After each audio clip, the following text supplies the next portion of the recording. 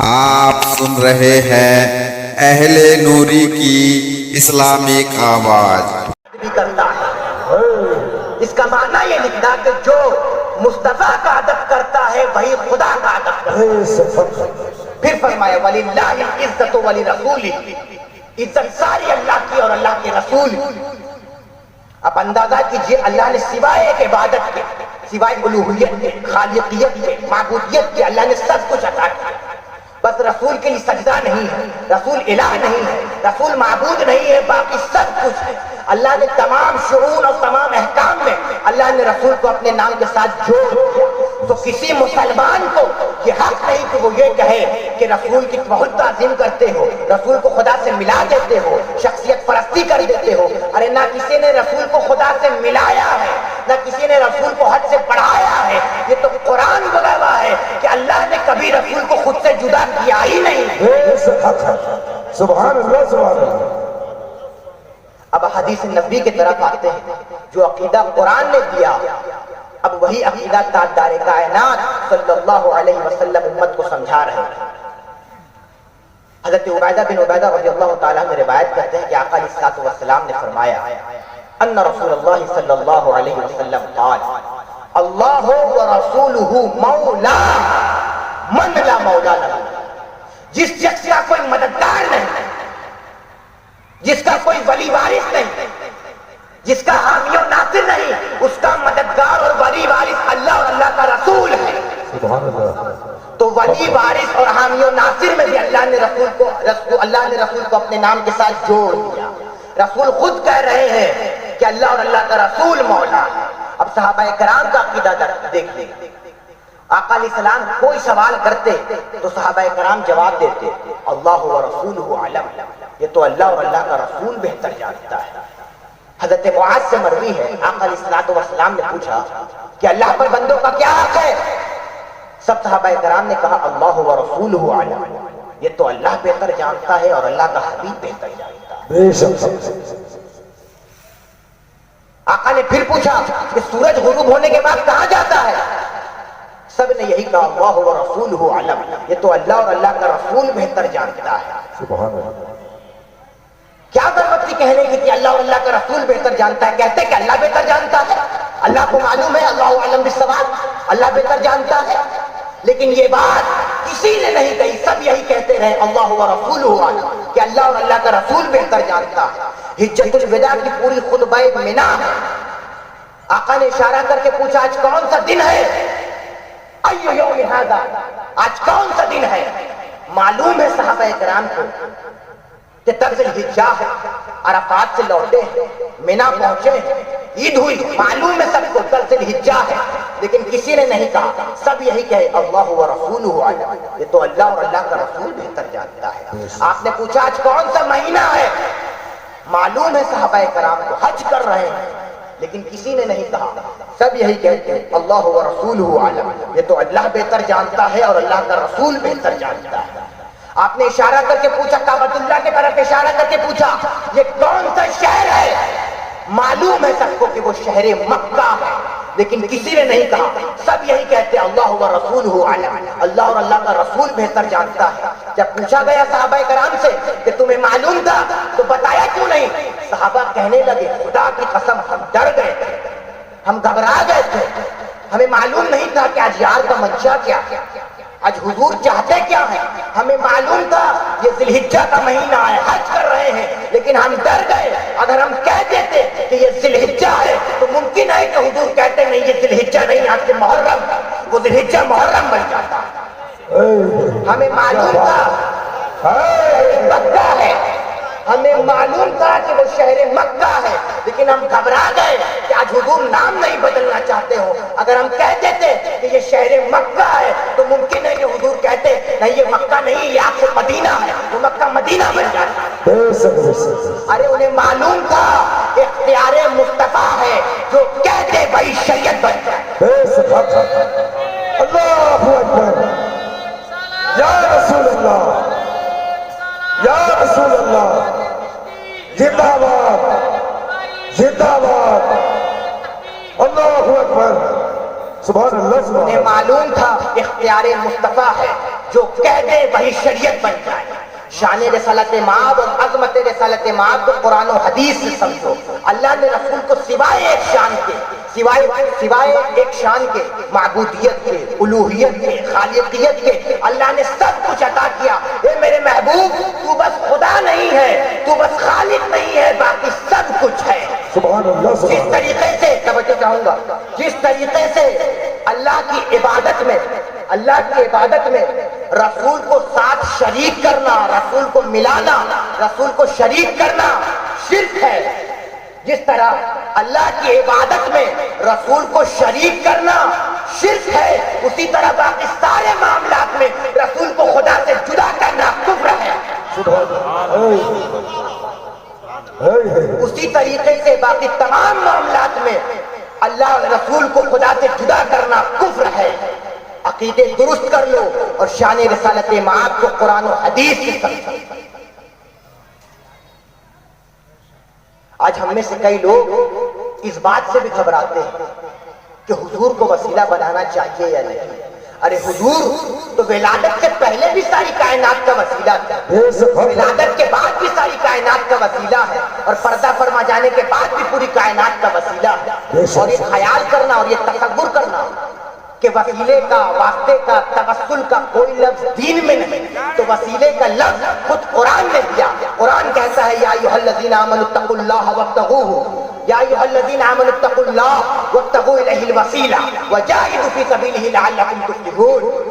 ایمان والو، اللہ سے ڈرو اور اللہ کا قرب پانے کے لیے اس تک کوئی وسیلہ ہے. پھر فرمایا اولئک الذین یدعون یبتغون الی ربہم الوسیلہ ایہم اقرب ویرجون رحمہ. بہت سے لوگ جو پہلے بتوں کی عبادت کرتے تھے، بتوں کی پوجا کرتے تھے، کچھ ملائکہ کی پوجا کرتے تھے، کچھ فرشتوں کی پوجا کرتے تھے، ان کی عبادت کرتے تھے، کچھ حضرت عیسیٰ کی پوجا کرتے تھے، کچھ حضرت عزیر کی پوجا کرتے تھے. قرآن کہتا ہے کہ جن کی پوجا کرتے تھے، چاہے وہ حضرت عزیر ہو، چاہے حضرت عیسیٰ ہو، چاہے ملائکہ ہو، چاہے فرشتے ہو، ان کا اپنا علم یہ ہے کہ یبتغون الی ربہم الوسیلہ، کہ وہ خدا کا قرب پانے کے لیے اس تک کوئی وسیلہ تلاش کرتے تھے. ایہم اقرب، کہ کون خدا کے زیادہ قریب ہے تاکہ اسے وسیلہ بنا کر خدا کا قرب پائے. قرآن نے اللہ کے مقرب بندوں کو وسیلہ بنانا نص کے ذریعے واجب کر دیا. ارے پوچھو حضرت یوسف علیہ السلام سے، پوچھو جب ان کے والد حضرت یعقوب کی بینائی چلی گئی، جب ان کے 11 بھائی مصر میں حاضر ہوئے، جب آپ مصر کے بادشاہ تھے، وزیر تھے، عرض کیا اے یوسف علیہ السلام، آپ کے والد آپ کے غم میں رو رو کر بینائی دے بیٹھے، اپنی آنکھوں کی روشنی دے بیٹھے، تو کیا کرتے یوسف علیہ السلام؟ ہاتھ اٹھاتے، دعا کرتے باری تعالیٰ میرے والد حضرت یعقوب کی بینائی لوٹا دے. یہی کرتے نا یوسف علیہ السلام. لیکن یوسف علیہ السلام نے ایسا نہیں کیا. کر سکتے تھے، اللہ کے پیغمبر تھے، اللہ کے پیغمبر سے بہتر توحید کون جانتا ہے. کرتے دعا باری تعالیٰ میرے والد یعقوب کی بینائی لوٹا دے. یعقوب علیہ السلام خود نبی ہیں، چاہتے تو خود دعا کرتے باری تعالیٰ میری بینائی لوٹا دی. تو براہ راست نہ یعقوب علیہ السلام نے دعا کی، نہ یوسف علیہ السلام نے دعا کی. تو پھر کیا کیا یوسف علیہ السلام نے جس سے بینائی لوٹائی؟ یوسف علیہ السلام نے اپنا کرتا اتار کے دے دیا، اپنا قمیص اتار کے دے دیا، اپنا خرقہ مبارک اتار کے دے دیا، اور کہا اذهبوا بقمیصی ھذا فالقوه علی وجه ابی یأت بصیرا فلما جاء البشیر فالقوه علی وجهه فارتد بصیرا. یوسف علیہ السلام نے اپنا کرتا اتار کر دے دیا اور کہا اسے جا کر میرے والد کے چہرے پر رکھ دینا، میرے والد کی آنکھوں پر رکھ دینا. اس قمیص کے وسیلے سے بینائی لوٹائی. نعرہ تکبیر، نعرہ تکبیر، نعرہ رسالت، نعرہ رسالت. اس چشتی نعرہ تکبیر، نعرہ رسالت. سبحان اللہ. اذهبوا بقمیصی ھذا فالقوه علی وجه ابی یأت بصیرا. کہا اس قمیص کو لے جاؤ اور جا کر میرے والد حضرت یعقوب کی آنکھوں پر رکھنا. اس قمیص کے وسیلے سے بینائی لوٹائے گی. فلما جاء البشیر فالقوه علی وجهه فارتد بصیرا. جب ان کے 11 بھائی گئے اور جا کر حضرت یعقوب علیہ السلام کی آنکھوں پر، ان کے چہرے پر قمیص رکھا، تو یوسف علیہ السلام کے قمیص کے وسیلے سے بینائی لوٹائی. ارے اپنی وسیلے کا انکار کرنا دو نبیوں کی سنت کا انکار ہے اور قرآن کے نص کا انکار ہے. ارے بغیر وسیلہ محمدی کے بغیر تو ہمارے اور آپ کے باپ حضرت آدم کی توبہ بھی قبول نہ ہوتی. بے شک حضور خود بھی وسیلے سے دعا کرتے ہیں. کیا بات ہے. حضور خود بھی اپنے وسیلے سے دعا کرتے ہیں. وہ دعا کیا ہے؟ جب سیدنا علی مرتضی کرم اللہ وجہہ الکریم کی والدہ ماجدہ حضرت فاطمہ بنت اسد بن ہاشم جب فوت ہو گئی، ان کا انتقال ہو گیا، تو حضور کو بڑا غم تھا. حضور کی چچی تھی، پالا تھا، پیار کیا تھا. جب وہ فوت ہو گئی تو حضور کو بڑا غم تھا. ان کی قبر کھدی، آقا خود قبر میں لیٹ گئے. پھر بعد میں ان کو لحد میں لٹایا گیا. پھر آقا نے خود کھڑے ہو کر دعا کی. اب وہ جو دعائے مصطفیٰ جو حضرت فاطمہ بنت اسد ام علی مرتضیٰ کی قبر پر آقا نے جو دعا کی، وہ دعا سنی. آقا نے دعا کی، اللہم الذی یحیی و یمیت وہو حی لا یموت اغفر لأم فاطمہ بنت اسد ولقنھا حجتھا.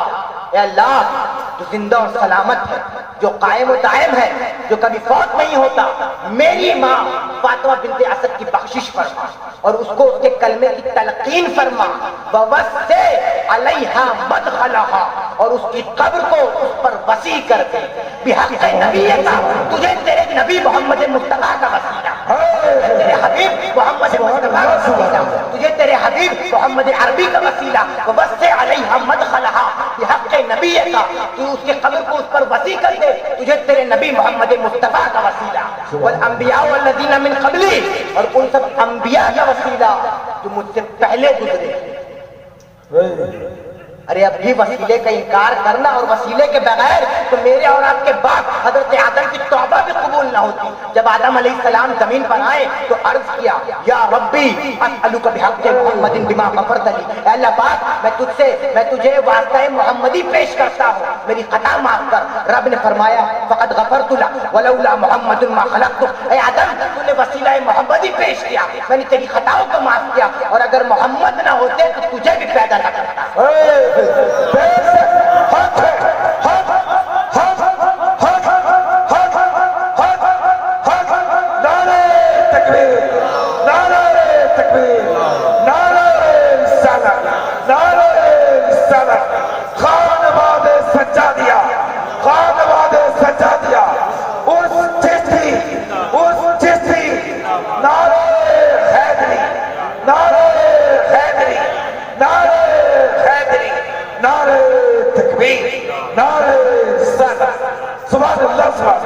رب نے فرمایا، حضرت آدم علیہ السلام نے فرمایا، یا ربی اسألک بحق محمد بما غفرت لی. بالی تعالیٰ، میں تجھے واسطہ محمدی پیش کرتا ہوں، میری خطا معاف کر. رب نے فرمایا، فقد غفرت لک ولولا محمد ما خلقتک. اے آدم، تو نے واسطہ محمدی پیش کیا ہے، میں نے تیری خطاؤں کو معاف کیا، اور اگر محمد نہ ہوتے تو تجھے بھی پیدا نہ کرتا.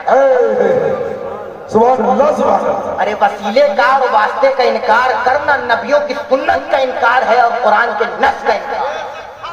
حق ہے، حق ہے. اور حضور کو یہ سمجھنا، معاذ اللہ استغفر اللہ کے زندہ نہیں مر کر مٹی میں مل گئے. ارے خدا تجھے خاک میں ملا دے. مصطفیٰ کی بے ادبی کرنے والے، تجھے خبر نہیں کہ انبیاء کے جسموں کو زمین کھا نہیں سکتی، شہداء کے جسموں کو نہیں کھا سکتی، اولیاء کے جسموں کو نہیں کھا سکتی. تم انبیاء کی بات کرتے ہو، پھر سید الانبیاء کی بات کرتے ہو. حدیث پاک میں امام احمد بن حنبل رضی اللہ تعالیٰ عنہ روایت کرتے ہیں کہ آقا علیہ الصلوۃ والسلام، امام احمد بن حنبل رضی اللہ تعالیٰ عنہ روایت کرتے ہیں کہ سیدنا ابو ایوب انصاری رضی اللہ تعالیٰ عنہ آقا علیہ الصلوۃ والسلام کے مزار پر گرے پڑے، لپٹے ہوئے رو رہے ہیں. پیچھے سے مروان بن حکم آ گئے. مروان نے دیکھا کوئی شخص آقا علیہ الصلوۃ والسلام کے مزار پر لپٹ کر رو رہا. اس نے پیچھے سے کانٹھا پکڑا اور کہا، تمہیں معلوم ہے تم کیا کر رہے ہو؟ اتدری ما تصنع، تمہیں معلوم ہے تم کیا کر رہے ہو؟ آپ پیچھے مڑے، فاقبل الیہ واذا ابو ایوب، آپ پیچھے مڑے تو حضرت ایوب انصاری تھے. مروان کانپ گیا. آپ نے جواب دیا، وہ جواب سنیے. آپ نے جواب دیا، نعم جئت رسول اللہ صلی اللہ علیہ وسلم ولم آت الحجر. پوچھنے والے تم پوچھتے ہو کہ میں کیا کر رہا ہوں، تو سنو، میں رسول پاک کی بارگاہ میں آیا ہوں جو زندہ جو سنتے ہیں حاجتیں پوری کریں حجر سر کے پاس نہیں آیا ہوں تو میرا رونا نہ پڑے. سبحان اللہ سبحان اللہ. نعرہ تکبیر نعرہ تکبیر نعرہ رسالت نعرہ رسالت. اس چیستی سبحان اللہ سبحان اللہ. حضرت عوف بن عوف رضی اللہ تعالیٰ عنہ روایت کرتے ہیں کہ آقا علیہ السلام نے فرمایا لوگوں اکثر علیہ من الصلاۃ فی یوم الجمعہ لوگوں جمعہ کے دن مجھ پر کثرت سے درود و سلام پڑھا کرو فإن صلاتکم معروضۃ علی کیونکہ تمہارا درود و سلام مجھ پر پیش کیا جاتا ہے. اگر معاذ اللہ مر کر مٹی ہو گئے ہو تو درود و سلام کس پر پیش کیا جائے گا؟ مٹی پر درود و سلام پیش ہوتا ہے. صحابی نے پوچھا یا رسول اللہ وَكَيْفَ تُعْرَضُ عَلَيْكَ صَلَاتُنَا قَدْ عَرَمْتَ یا رسول اللہ جب آپ پردہ فرما جائیں کیا تب بھی ہمارا درود و سلام آپ پر پیش ہوگا؟ آقا نے فرمایا ہاں تب بھی تمہارا درود و سلام پیش ہوگا. ان اللہ حرم علی الارض ان تاکل اجساد الانبیاء فنبی اللہ حی یرزق تب بھی پیش ہوگا کیونکہ اللہ نے زمین پر حرام قرار کر دیا ہے کہ وہ انبیاء کے جسموں کو کھائے. وہ زندہ ہے اور انہیں رزق دیا جاتا ہے. سبحان اللہ. اب آخری حدیث حضرت حسن بن علی بن ابی طالب رضی اللہ تعالیٰ عنہ روایت کرتے ہیں کہ آقا علیہ السلام نے فرمایا لوگوں صلو علیہ وسلم مجھ پر کثرت سے درود و سلام پڑھا کر فإن صلاتکم وسلامکم یبلغنی اینما کنتم. ایک تو تھا کہ فرشتے درود و سلام پہنچاتے ہیں لیکن یہ دوسری بات فرمائی فرشتے تو درود و سلام پہنچاتے ہی ہیں فرشتے تو نوکری کرتے ہی ہیں اسی طریقے سے جس طریقے سے فرشتے صبح و شام ہمارا نامہ اعمال لکھ کر خدا کی بارگاہ میں پیش کرتے ہیں. اگر کوئی یہ کہے کہ حضور زندہ ہیں حضور خود سنتے ہیں تو فرشتے درود و سلام کیوں پیش کرتے ہیں تو اس سے سوال یہ ہے کہ اگر خدا خود دیکھتا ہے تو فرشتے نامہ اعمال لکھ کر خدا کی بارگاہ میں پیش کیوں کرتے ہیں؟ پیش کرنے سے اس پیش کرنے سے اگر علم خدا کی نفی نہیں ہوتی تو درود و سلام پیش کرنے سے بھی علم مصطفیٰ کی نفی نہیں ہوتی. سبحان اللہ سبحان اللہ. آقا نے فرمایا لوگوں صلو علیہ وسلم مجھ پر کثرت سے درود و سلام پڑھا کرو فإن صلاتکم وسلامکم یبلغنی اینما کنتم تم جہاں کہیں بھی رہتے ہو تمہارا درود و سلام پہنچ جاتا ہے. ارے بشن پور والوں تم بشن پور سے آقا پر درود و سلام پڑھو گے حضور خود گنبد خضرا میں ہمارا درود و سلام پڑھیں گے. آئیے ایک مرتبہ ہم اور آپ بآواز بلند حضور کی بارگاہ میں درود و سلام پیش کرنے کی سعادت حاصل کریں. پڑھیے بآواز بلند اللہم صلی علی سیدنا و مولانا محمد معدن الجود والکرم ومنبع العلم والحلم والحکم وبارک وسلم. ارے حضور سے پیار کرو سارا ایمان کا دار و مدار میرے مصطفیٰ کے قدموں میں. جب حضرت ابو ہریرہ رضی اللہ تعالیٰ عنہ نے آقا علیہ السلام کو دیکھا تو کیا کہا ما رأیت شیئا احسن من رسول اللہ صلی اللہ علیہ وسلم. کہا کہ میں نے آج تک کوئی ایسے حسین چیز دیکھی ہی نہیں ہے جو حضور سے زیادہ خوبصورت. یہ نہیں کہا کہ ما رأیت رجلا احسن من رسول اللہ صلی اللہ علیہ وسلم کہ میں نے آدمی میں حضور سے زیادہ خوبصورت کسی کو نہیں دیکھا. یہ نہیں کہا کہ ما رأیت انسان احسن من رسول اللہ صلی اللہ علیہ وسلم کہ میں نے انسانوں میں حضور سے زیادہ خوبصورت کسی کو نہیں دیکھا بلکہ یہ کہا کہ ما رأیت شیئا احسن من رسول اللہ صلی اللہ علیہ وسلم کہ میں نے حضور سے زیادہ خوبصورت چیز کچھ دیکھی ہی نہیں. سورج دیکھا مقابلہ نہیں کر سکتا چاند دیکھا مقابلہ نہیں کر سکتا کیونکہ چاندنی شرماتی ہے. آقا کا دامن دیکھ کر خلد للچا جائے گی طیبہ کا گلشن دیکھ کر اور مسکرائے چاند ان کی ایڑیوں کو چوم کر آ گرے کالی گھٹا زلفوں کا ساون دیکھ کر. ارے آقا کو جس نے قریب سے دیکھا اس نے کہا کہ میں نے حضور جیسا کچھ دیکھا ہی نہیں ہے اور جس نے آقا کو دور سے دیکھا اس نے کہا لم یأتی نذیر کفی نظر مثلے تو نشد پیدا جانا جگرہ اجکتا جتورے سرسو مرے نئیاں پار لگا جانا انفی اتشو و سخا کا عطب انفی اتشو و سخا کا عطب اے گیسوے پاک اے عبر کا. سامعین حضرات ایسی نان اسٹاپ نعت سننے کے لیے ہمارے چینل اہل نوری کو سبسکرائب کرنا نہ بھولیں.